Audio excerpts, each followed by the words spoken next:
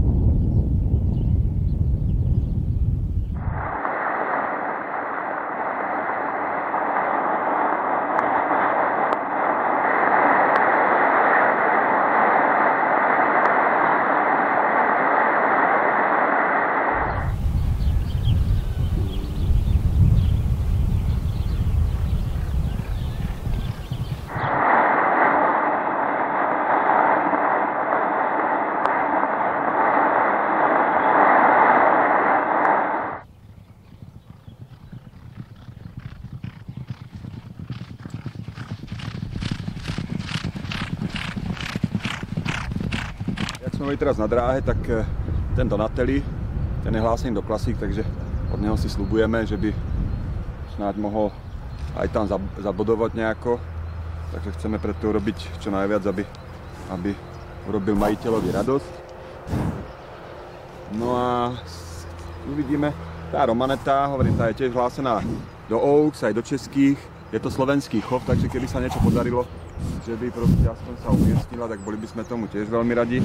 No a tento, čo vás tu tak oňucháva, no to je Saigon, to je taký akože náš Nestorík. On síce nebeha najväčšie dostihy, ale dokáže vždycky pár dostihov za sezónu vyhrať. A je taký akože poctivý koník, no, takže uvidíme, no, akože tento rok je toho trošičku viac na behanie, tak uvidíme, že či sa aj niečo viacej podarí, jak minulý rok. Toto máme debutanta trojročného, ten minulý rok ani nebehal. Takže tento rok bude behať. Uvidíme, jak sa bude dať.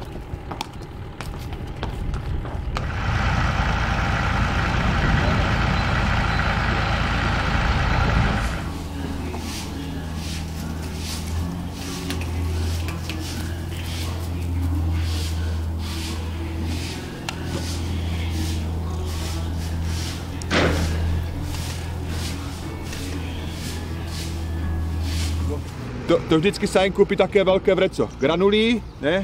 A dostávajú dvakrát za deň granule a mlieko. No. Takže a cez zimu boli úplne tučňáci títo.